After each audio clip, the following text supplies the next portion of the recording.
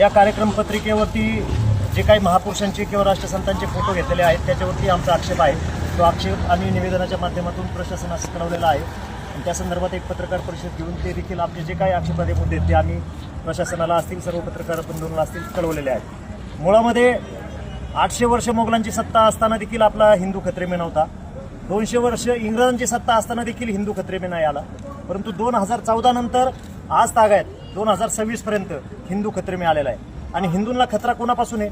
ज्या देशामध्ये बहुसंख्य समाज हिंदू आहे आणि अल्पसंख्याक समाजामध्ये मग मुस्लिम समाज असेल, इतर समाज येत असेल, तर अल्पसंख्याक समाजाकडून बहुसंख्य असणाऱ्या हिंदू समाजाला धोका कसा असू शकतो हे आजपर्यंत भाजपच्या एकाही नेत्याने किंवा आपल्या प्रधानमंत्री मोदी साहेबांनी स्पष्ट करून सांगितलेलं नाही।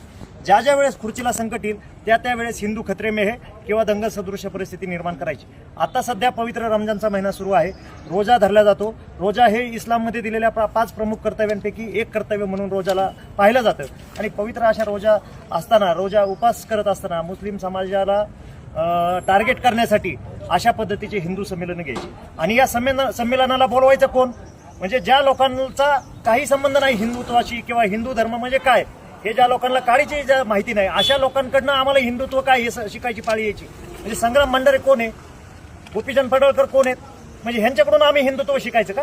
अरे हिंदुत्व आमच्या रक्तात आहे, उठल्यापासून झोपेपर्यंत आमच्या मुखामध्ये राम आहे। एकमेकाला अभिवादन करताना आम्ही राम राम म्हणतो, शेवटच्या घडीला आपण राम नाम सत्य म्हणतो। म्हणजे राम हा आमच्या जीवनाचा अविभाज्य घटक आहे। आमच्या फळांना देखील रामफळ नाव आहे, सीताफळ नाव आहे। म्हणजे रोजच्या जीवनचरणीमध्ये ह्या सगळ्या गोष्टींचं आमच्या महत्त्व आहे। ते महत्त्व आम्हाला कुणी समजून सांगायची आवश्यकता नाही।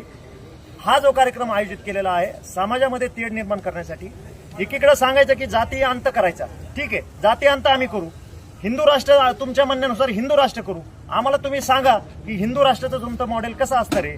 हिंदू राष्ट्राच्या तुमच्या या मॉडेलमध्ये आमची कोणत्या वर्णामध्ये आमची वर्णी लागणार आहे? आम्हाला ब्राह्मण वर्णामध्ये घेणार आहेत का क्षत्रिय वर्णामध्ये आम्हाला घेणार आहेत का वैश्य व्यापार करणारे वर्णामध्ये आम्हाला घेणार आहेत का आम्हाला शूद्रच ठेवणार आहेत? तुमच्या दृष्टीने ब्राह्मण आणि शूद्र हे 2च वर्ण राहिलेले आहेत, कारण परशुरामाने 21 वेळा पृथ्वी क्षत्रिय केलेली, त्याच्यामुळे हे 2च वर्ण आहेत। तुम्ही आम्हाला लेखी द्या की आम्हाला ब्राह्मण वर्णामध्ये घेऊ, आम्हाला शंकराचार्याची पदवी आमच्या टेलर भीमराव कोथिंबीरेंना शंकराचार्याची पदवी द्या, आमच्या इथं सुभाष बोराडे यांना राम मंदिराचं मुख्य पुजारी करा ना, द्या ना आम्हाला संधी। तुमचं हिंदुत्व हे वेगळी आहे, तुम्हाला हिंदुत्वाच्या नावाखाली फक्त दंगली पसरवायच्यात। आणि जर आता आरपीआयचे जिल्हाध्यक्ष आमचे निलेश गायकवाड यांनी सांगितलं तुमचे प्रेरणास्थान कोण आहेत? गोलवलकर, हेगडेवार, सावरकर, लावा ना त्यांचे बॅनर, बघा समाज किती येतोय। एक माणूस आला त्यांचा फोटो बघून तर आम्हाला सांगा। तुम्हाला समाज गोळा करण्यासाठी बाबासाहेब आंबेडकर पाहिजे, मग बाबासाहेब आंबेडकरांचे पुतळे तुम्ही का जाळले? शिवाजी महाराजांचा पुतळा पुण्यामध्ये ज्यावेळेस पहिला बसणार होता शाहू महाराजांच्या हस्ते, त्यावेळेस काळ्या रांगोळी काढल्या तुम्ही, काळी रांगोळी काढली आणि त्याचा निषेध केला। मग शिवाजी महाराज तुम्हाला का चालतात? शाहू महाराज का तुम्हाला चालतात? अण्णाभाऊ साठे का तुम्हाला पाहिजेत?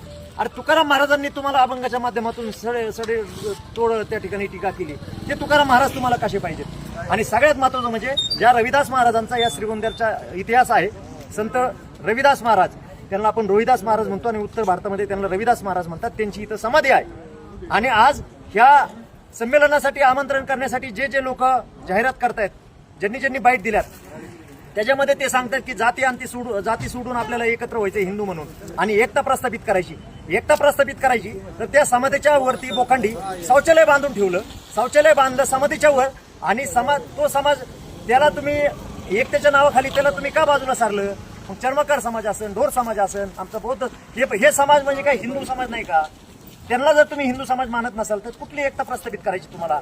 जर तुम्हाला एकता प्रस्थापित करायची असेल या संमेलनाच्या माध्यमातून तर तुम्ही सगळ्यात आधी इथल्या रविदास महाराजांच्या समाधीचा जो वाद आहे त्या समाजाच्या बांधवांना त्यांचा हक्क तुम्ही त्या ठिकाणी द्या। त्यांची तुम्ही वाट अडवली ती वाट मोकळी करा, त्या समाधीचा जीर्णोद्धार करा, मंदिराचा जीर्णोद्धार करा, त्यांच्या मालकी हक्काचं त्यांच्या ताब्यात द्या, वाद मिटवा आणि सलोख्यानं त्या ठिकाणी कार्यक्रमाला सगळेजण एकत्रित या, आम्ही तुमचं स्वागत करू।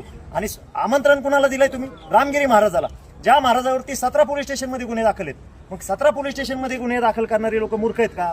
त्या पोलीस स्टेशनचे पोलीस निरीक्षक मूर्ख आहेत का? त्या संबंधित पोलीस अधिकारी सगळी यंत्रणा मूर्ख आहे का? त्यांना अक्कल नाही का गुन्हा दाखल करताना? मग 17 गुन्हे दाखल झालेला अट्टल गुन्हेगार समजला जातो, त्याच्यावरती अनेक गंभीर कलम लागले जातात। अशा माणसाला तुम्ही आम्हाला हिंदुत्व शिकवण्यासाठी बोलवता। हे 17 गुन्हे कशामुळे दाखल झाले? जो माणूस राष्ट्रगीत मानत नाही, तुम्ही मुस्लिम एखादा माणूस जर तुम्हाला भेटला किंवा संसदेमध्ये वंदे मातरम म्हणण्यासाठी तुम्ही कितीतरी त्या ठिकाणी आंदोलनं केली, एखाद्या मुस्लिम माणसाला तुम्ही धाक दाखवून त्याचं लिंचिंग करून मॉब लिंचिंग करून वंदे मातरम म्हणायला होता. आता वंदे मातरम तुम्ही ज्यावेळेस म्हणायला होता, जर तो मुस्लिम असेल आणि तो वंदे मातरम म्हणत नसेल तर तुमची आगाग होती. आणि मग या ठिकाणी तुम्ही राष्ट्रगीत आम्हाला मान्य नाही हे वक्तव्य तुम्ही करता, त्यावेळेस काय समाज शांत होतो? हेच वक्तव्य जर एखाद्या आमच्या आजिश भाई शेखनी जर केलं असतं की मला राष्ट्रगीत मान्य नाही, तर अख्ख्या भारत पेटला असता, सगळीकडे दंगली झाल्या असत्या. म्हणजे तुम्हाला परवानगी, तुम्हाला सगळी खुली छूट आणि तुम्हाला पाहिजे तसं तुम्ही खेळवा समाजाला. मुळात हे संमेलन 3.5% लोकांचं संमेलन आहे. त्यांच्यावरती ज्या वेळेस अडचण येते त्या वेळेस ते बहुसंख्य असलेल्या हिंदू समाजाचा आधार घेतात आणि अज्ञानामुळं किंवा दिशाभूल करण्यात आलेल्यामुळं ह्या समाज हा त्यांना बळी पडतो. संमेलन हे 3.5% लोकांचे RSSचे.